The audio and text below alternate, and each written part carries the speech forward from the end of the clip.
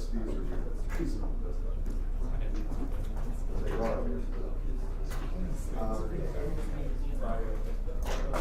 So what I want to do is go through this. Now this is an important thing. It's called, what I'm showing you is a notch filter. I'm going to go through its entirety and adapt it, just like the homework did, to real frequencies, all right?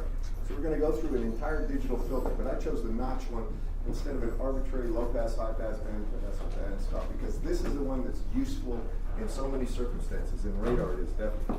First, if you talk about a filter, and we talk about anything, the first thing you do is really look at this, in the Z-plane, you're going to look at where you want to put the poles and the zeros. So you start by showing this is the Z-plane here. This is the real axis. And this is the imaginary axis. And then you put the one circle. That's going to be, well, that's not much of a one circle. Try that again. I'm going to put a one circle there.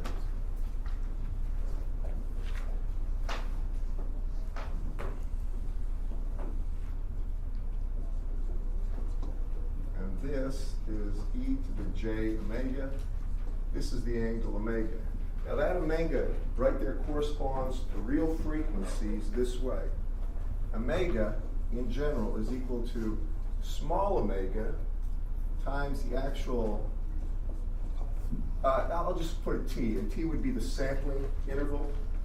Well, that's also equal to 2 pi f, that's the frequency, times the sampling interval, or really divided by the sampling frequency. Here, t is 1 over fs, and that fs there is the sampling frequency.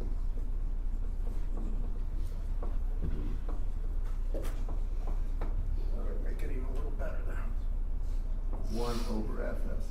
Now, keep in mind, that's actually the omega we're talking about in relation to the actual frequency f. There's the relationship. Everybody understand that? Now you're going to see this is a filter. It's a notch filter I'm going to be talking about. And I'll put that down. Now, when you talk about poles and zeros in general, you know how they can be located up there, but where they're located there has to do with the sampling rate, and it has to do with the actual frequency that you, or I should say, the sampling rate and the frequency that you want to remove. The notch filter does this in so many words. When we talk about a notch filter, and this is important, its magnitude of h of capital omega is this. It basically allows everything, and then bang, then it gets rid of something. So this would be 0, this would be a value of 1, for instance. It can be any arbitrary gain. Follow me? So notch filter is going to eliminate or remove an offending frequency. For instance, 60 hertz. You hate 60 hertz, a buzz, this would do it. Everybody follow me on this? Now the way it does it is going to be this. And I'll try to do it clearly. We start by saying h of z, and now you put in, these are absolute poles that are going to block the frequency completely. And you're going to put some z minus the first pole, and this is going to be an absolute pole, so it'll be e to the minus or plus j omega I, and that omega I is going to be where the pole's located. Please, I mean, not pole, zeros located. I'm sorry about that. That's absolute zeros. Then it's going to be times z minus e to the, if that's positive, this is going to be minus j omega I. Now here's what I've done. I basically said I have a 0 here at some angle theta I, and I have another 0 at a conjugate point at minus theta I. So this would be a distance of theta I. So in other words, they're conjugate pairs. Do you follow me on this, class? Got 2 zeros, they're located like that. Now this itself is a filter that would work if I just left it like that. The problem is it would adversely affect other frequencies. Follow me? I don't want any other frequency but the notch frequency affected by this filter. So what I do is take this and I put z minus some constant a times e to the j omega I. And then I put times z minus a times e to the plus j omega I. Now you'll notice if a is equal 1, you get exactly 1, don't you? The top is the bottom. Do you all see this, class? If a would be 1. A for this filter, magnitude of A, is less than 1 for this to work. But the closer it gets to 1, the sharper that actual dip is right there. And I'm going to show you this, if you can get me my HDMI driver. By the way, I apologize for not bringing your quizzes back. They're in my car. I've been busy all morning with the board trustees business, and I didn't get a chance. I had to run down here to teach, so I didn't have a chance to get them. But I promise you'll bring them on Monday if you didn't get them. Sorry, bro. Now, keep watching this. When I take a look at this, this is what the book talks about. If that is the filter, those are the zeros, and we have this as the thing form. Now we take it to the frequency domain. The next thing we do is say this will equal to h of e to the j omega. And this is going to be simply e to the j omega, right there. Well, actually, let me do one other thing. Let me go ahead and multiply. If I multiply that out, if I go ahead and multiply that out, does everybody see I get z squared, right? So in the last term, when I have this times this, it's going to be just plus 1. E to the a times e to the minus a is e to the 0 or 1. The inner terms give me minus, and that's z times e to the plus j omega I plus e to the minus j omega I. That's 2 times the cosine of omega I. Follow me on this, class? If you read your book and did the homework, you understand that. So I'm going to go ahead and simplify this in terms of the way the book does it. And it's z squared minus 2 times cosine of omega I times z plus 1. The downstairs is almost identical to it. Z squared minus 2 times a times z times cosine omega I plus a squared. Now that's the digital filter. The reason I put it like this is, you know, when you get the difference equation, I mean the actual h of n that dictates this behavior, that z squared is going to be divided out. I'll take you through that, but it's going to have a delay of 2. All right, so you've got to remember things: current state, past state by 1, past state by 2. Follow me, class? Now, if I have that, now I'll take that into h of e to the j omega. Now, all of a sudden, z becomes e to the j omega. And what I get here is e to the j 2 omega, right? Then I get minus 2 times cosine, right here, of omega I times e to the j. E to the j omega. And then I get plus 1 over e to the j 2 omega minus 2a cosine of omega I times e to the j omega plus a squared. And that's what the filter, yes sir? Are you missing a z in your second term? And z squared minus 2z cosine? No, it's in the, It's here. Oh. I put it there, I'm sorry. Okay. You're right, you call me on anything you think that's wrong. There is a z in the middle term, Yeah. all right, on top and bottom. So now, this is the filter.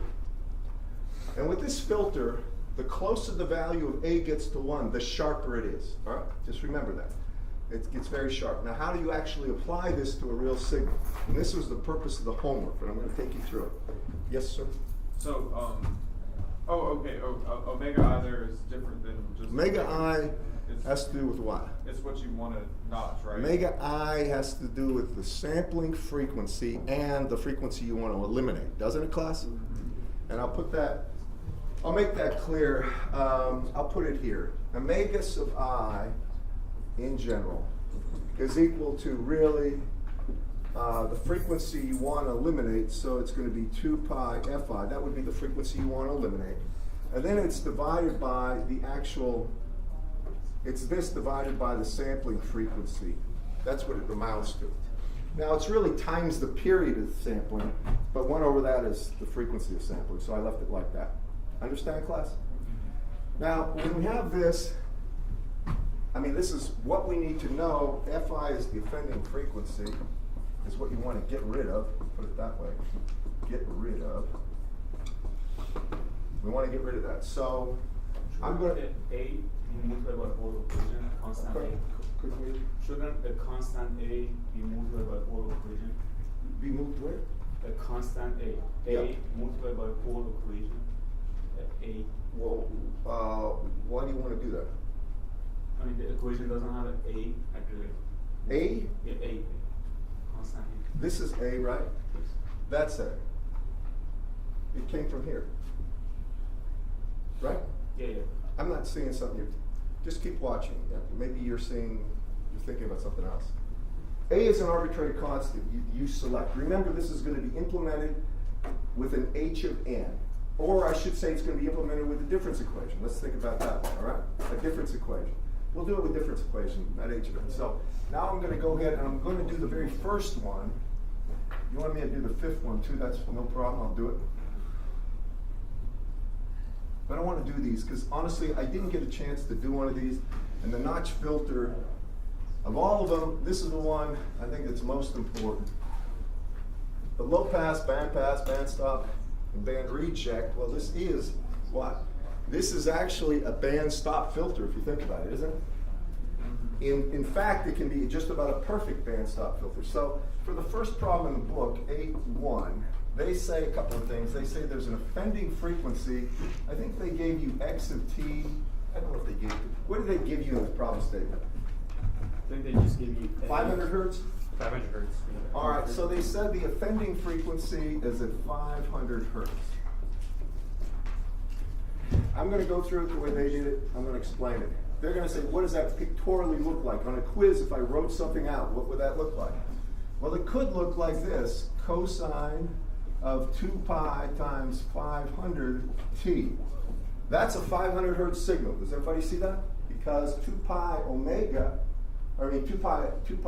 is omega. So I could have just written down 1,000 pi, and you would have to extract the fs as simply 500. Follow me in this class?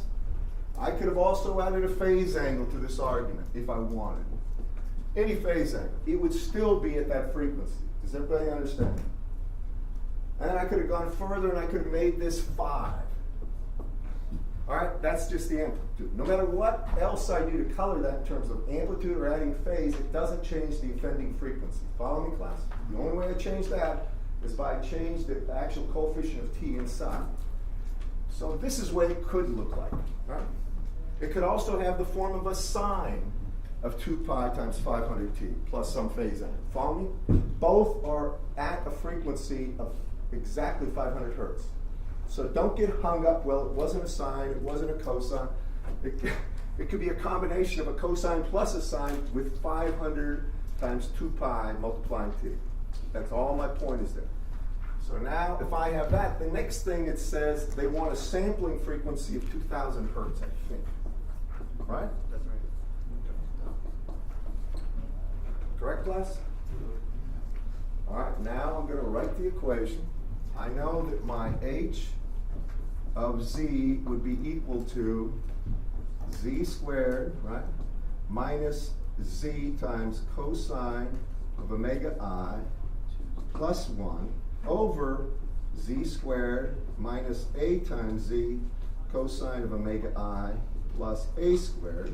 I'm just writing it down. I'll take it to the omega domain. Yes, sir. So that h of z is valid no matter what the amplitude, phi or Did you whether hear it's it? cosine or sine. Yes, that amplitude has nothing to do with this. That should be 2z at the top. What? 2z, 2az. Ah, sorry. I'm so sorry. You're absolutely right. That was my bad. So good, keep us on our toes. So now, when we have that, as he said, the amplitude means nothing at all. So now that I have this right here, you're going to see why I was careless with that. Because in 1 second, we're not going to care about that at all, because our theta sub I is what? Well, it's 2 pi, right, times the offending frequency, which is 500, right? It's divided by the sampling frequency, which is 2,000. I'm just putting down the values of Fi, that the offending frequency divided by the sampling frequency. Does everybody follow me on this? It's really scaling it. So that means I get pi over what? 2. And what is the cosine of pi? Really, cosine of pi over 2. I'll leave it at that. 0. Exactly. And you did your homework, which means those middle terms go away. And that was the whole point of that. So now I have this, z squared plus 1 over z squared plus a squared. Now, Again, I'm just doing what is in the solutions, but I want to make sure I address any questions that you have. This is why I'm doing it like this. Now I take it to the I could actually use this right here, that information, right? And I could go ahead and get a difference equation right there, couldn't I? I wouldn't even need to go and mess with it anymore. But if I take a look at this and I want the filter, and I want to actually prove to myself that this will work, if I put this and let z be equal to j to omega, I'm going to come down in a second and show you this one. This would be equal to e to the j 2 omega plus 1 over e to the j 2 omega plus a squared. And I'm going to show you this in a second, how this works, all right? But just trust me. That would be the actual filter response. You could plot the magnitude of that from 0 to pi. So when you look at a filter response, you're actually doing this. Magnitude of h of omega, or e to the j omega, from 0 to pi. Now it will actually replicate itself at minus pi. And the reason there's a conjugate pair of poles is, think about this. When you go from minus pi to pi, at one time you're at the negative frequencies, at one time you're at the positive frequencies. You want to make sure that you have conjugate pair of poles for a notch filter. All right? You have to do that. And this would in fact do this. So we come here and I'm going to show you that. And this would be a value of 1 if I didn't have any kind of an amplifying effect. Now that's the frequency domain responsive that I will show you. But the difference equation that has to do with this is important. So I'm going to take this right here.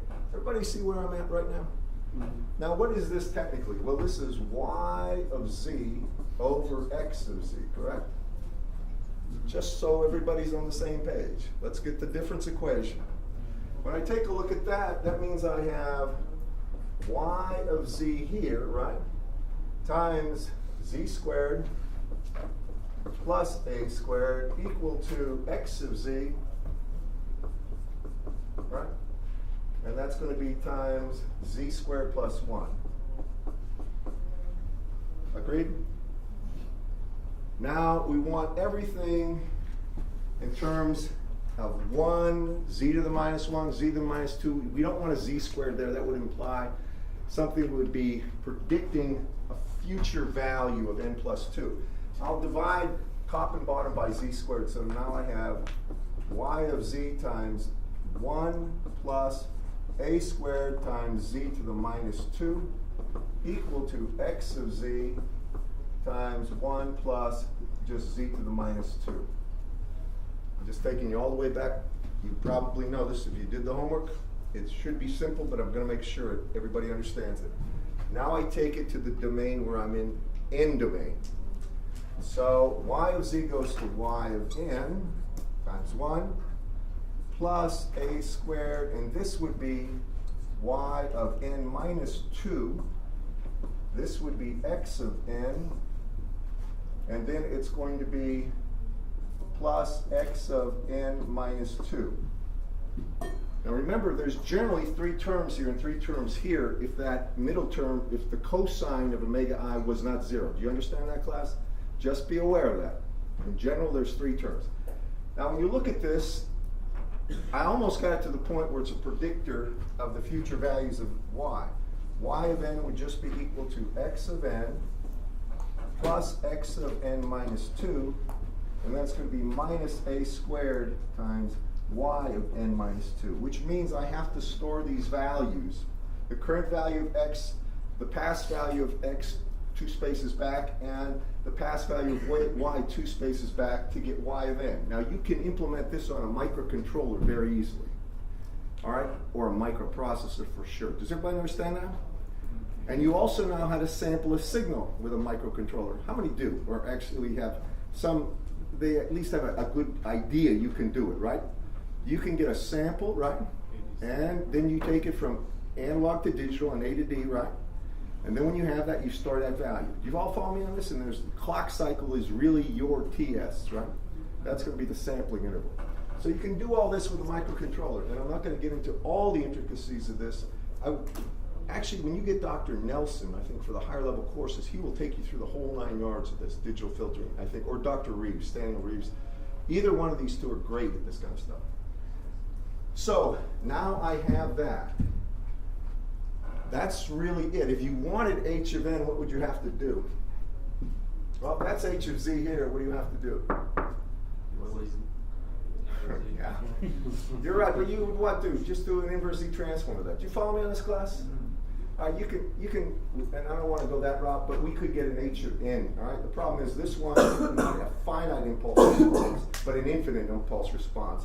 And unfortunately, you can't store all that information. So we would do it with a difference equation. All righty, next. So if that filter was just said h of omega instead of magnitude h omega, it would just look the same on the minus pi. There would be like No. If it said h of omega, all right, it could be complex values. You get real and imaginary parts, right? So the magnitude's important. Normally you plot magnitude and phase under here, all right? You plot phase below. Like 2 graphs. Yes, but you don't. You can't get 3 dimensions here. If you want the real part here and the imaginary part here, and you want to plot it versus that, that's a 3D projection graph, and that's something I'm very bad at. Shows y of n minus a squared minus a squared y of n minus 2. That's an a squared there, isn't it? Well, on the other side. I know, but if you take it to this side, doesn't it go that way? I'm saying on the other side it has a node. See that? Right there. Take that to the other side. Isn't that right? A squared y on both It sides. has all the y's on the left side and all the x's on the right side. That's fine, that's this one. Y minus. What?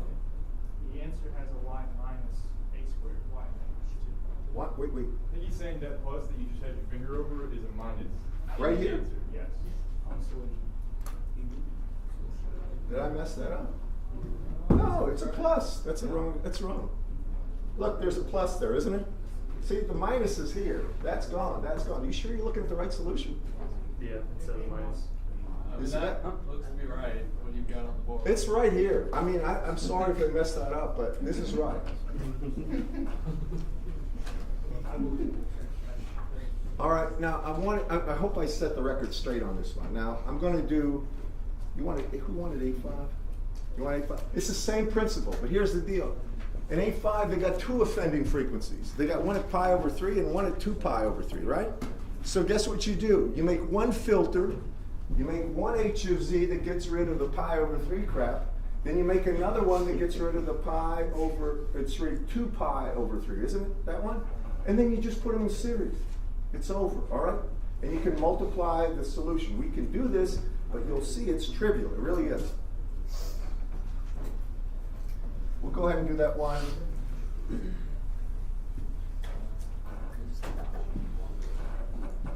And I apologize if that solution's wrong. I didn't even really think to look at it. Well, it also lists on all of them omega of I as 2 times cosine omega I. So, Wait.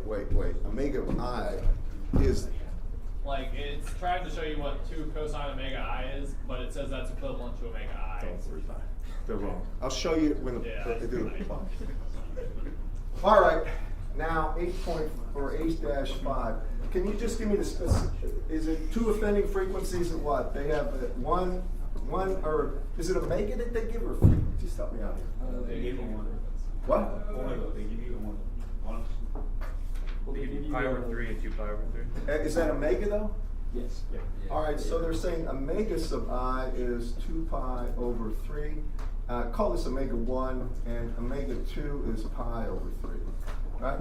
Now those are not, you don't have to multiply these by 2 pi. It's already multiplied by 2 pi, correct? What we have to do is get, I'll call it omega 1, and that's going to be this omega I, right? And it's divided by the sampling frequency. Y'all follow me on this? This is already multiplied by 2 pi, because it's multiplying, must be n inside the cosine argument, right? All right. And what's this going to be? That's 2 pi. What's the sampling frequency in this one? It doesn't give that. It just gives it eliminates both sinusoid. This is cosine. cosine. This is capital omega. That's what it is. Oh, it is capital. Yes, capital. Sorry, never mind. This is an n. My bad. They're giving you this. They're giving you omega I is equal to, call it omega 1 is equal to 2 pi over 3, and omega 2 is equal to pi over 3. So that is the large, that is the argument of the cosine, literally. Yeah. He's already, you put it in terms of the end domain right there? Yes. It's over. Now, I'm gonna have this, the h of z for these. We're gonna take the first one, and let me do it this way too. It's gonna be z squared, right? Minus 2 times cosine of theta 1 plus 1 over z squared minus 2 times a cosine of theta 1 plus a squared. That's the first one, then it's times the second one, which is gonna be You z. forgot the z. Ah. You are right. I got the z. And the z on top. Oh, You got it. Wait a minute. Z squared minus 2 cosine theta, or theta 2, pardon me, times z plus 1, z squared minus 2az cosine theta 2 plus 1. That's going to be it. You take first filter times second filter. Follow me? It's in series. Everybody see this, class? Show of hands here. How many understand this? I've got two offending frequencies, both given. This must be like x of n is equal to, or something where they have cosine of 2 pi over 3n. And that way you get the value of omega right there. It's the coefficient of n in that case. There is no delta t to worry about. No, there is no fi. You know, this is an actual omega sub I frequency, capital omega sub I. So now at that point, the only thing you're going to do is put in the values for the cosine. And cosine of pi over 3 is 60 degrees is 1/2, isn't it, class? And cosine of 2 pi over 3 is what? Minus 1/2, isn't it? Now, I'm going to just do it here so you can see it. Y'all agree with this? Yeah. Why doesn't your second part of h of z have a squared at the end? Because I made a mistake. I'm in a hurry to get through this. You're absolutely right. Thank you so much. It's a replica of the first one. The only thing that's different is the cosine argument. Now I'm going to go ahead and take care of that. I'm going to replace these cosines with 1/2. You follow me? When I replace them by 1/2, what am I going to get? Now I have z squared minus z, right? Plus 1 over z squared, right? Minus, huh? The first one's, this is going to be, I'll tell you what, you're right. I'm going to make this pi over 3 right here. And I'll make this 2 pi over 3 here. And this is going to be just pi over 3 here. All right, you're absolutely right. I've gone backwards, but just, does everybody see what I'm up to? I'm trying to get to the plot in a second. When I get this, this is going to be minus what? Az plus a squared times, and then it's going to be z squared, but not minus, but plus z plus 1 over z squared minus az plus a squared. The bottom would be plus. Minus or plus a. Bottom one's always the same, isn't it? Oh, no it isn't. Take it back. That's a plus, my bad. All right, now at this point, you can go ahead and multiply them out if you want, right? We can do that. Really, this is kind of a diminishing returns thing. If I multiply z squared times z squared, I get z to the 4th, right? And then I'm going to have minus z times z squared, or minus z to the 3rd, and then I'm going to have plus z squared, and we go all the way down the line, and we just go through a long arithmetic process and gather like terms. Correct, class? You all can do that, can't you? All right, now once you have that, you turn it into a difference equation, just like before. I'm not going to bother with that. We can prove that that one works if we have time to. What I'm going to do is come down here and show you what I've been waiting to show you, and that is how good these filters are and how they work, and show you some trends. Did we get that? Okay, good.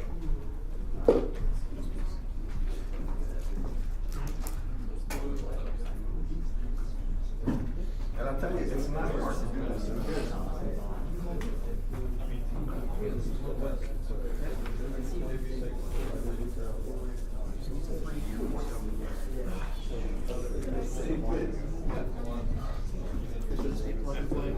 All right. This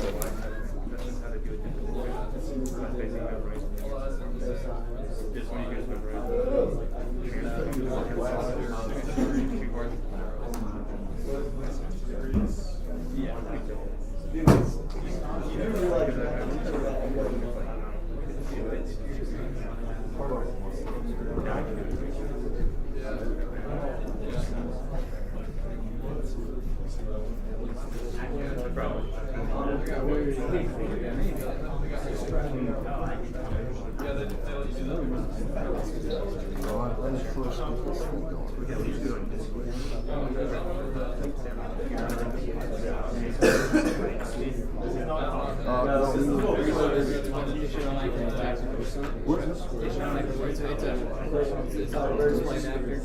you guys USB?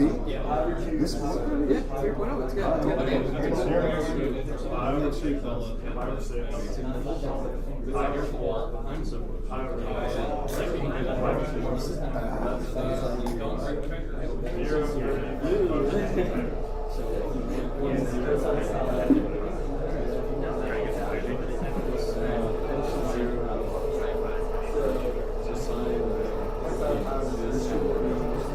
I hope it does.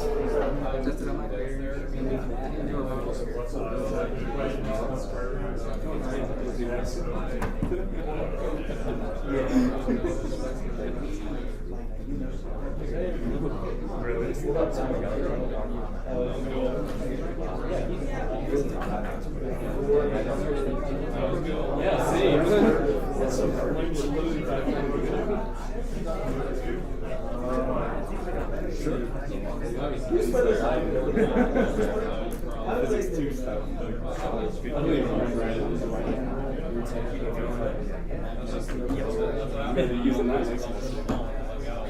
But you like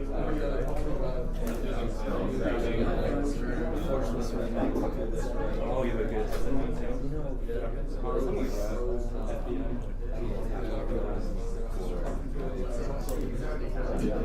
I know you.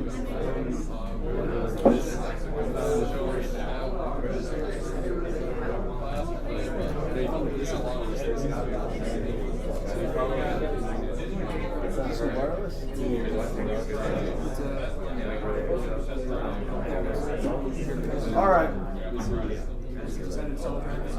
Thank you. All right, let me just show you this, guys. This is kind of important. This equation right here, I've substituted in for z e to the j omega, all right? And see if it's squared, you get e to the j to omega. This is the cosine term of this. Now, if I take this, watch what happens when I change some stuff. This is what it looks like for an a of 0.99. When I make that 0.9, you can see how it broadens.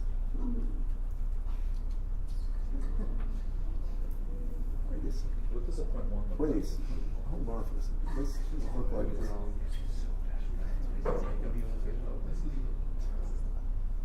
this. Here's the 0.9.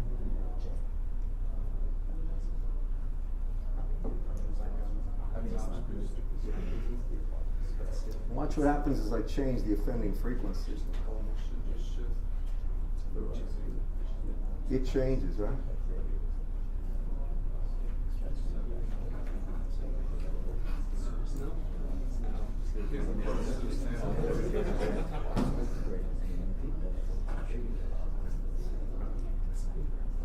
I just wanted you to see how this would behave.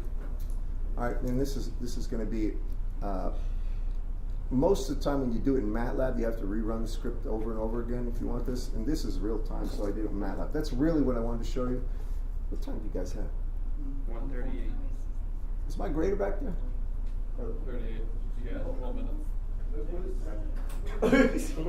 I saw him. He should be here.